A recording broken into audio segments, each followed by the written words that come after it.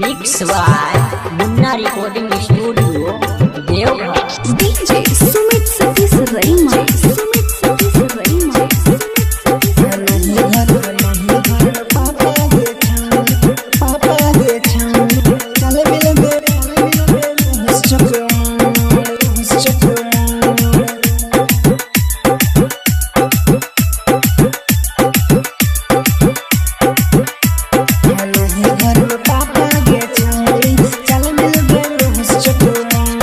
शेखपुरा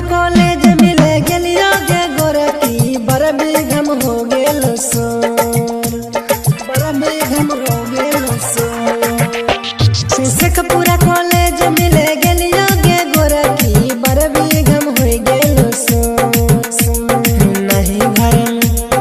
नहीं घर में पापा गे छौरी चल मिलबे में हुस्सक मोर। नहीं घर में पापा गे छौरी चल मिलबे में हुस्सक मोर। नहीं घर में पापा गे छौरी चल मिलबे में हुस्सक मोर।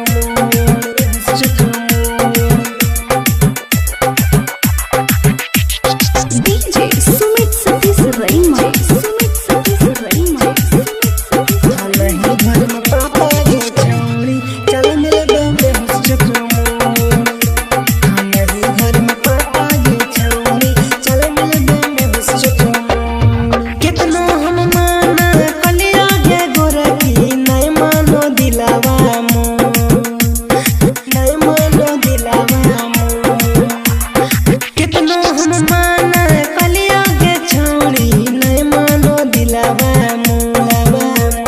देख लेल को तो हर चाची गे छौरी हो गेलो भंडा फोड़।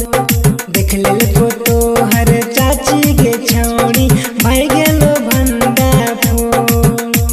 शेखपुरा कॉलेज मिले गेलियो गे गोरकी बरबी गम हो गेलो सो।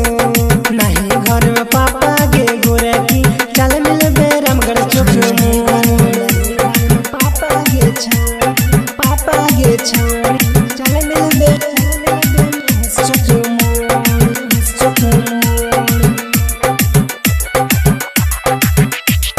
डीजे सुमित सतीश रईमा, सुमित सतीश रईमा। नहीं घर में पापा गे छौरी चल मिलबे में हुस्सक मोर। नहीं घर में पापा गे छौरी चल मिलबे में हुस्सक मोर। छवि लाला भरवा बड़ी भरवा घूमे गेले में हुस्स मोर। घूमे गेले में हुस्स मोर। छवि लाला भरवा बड़ी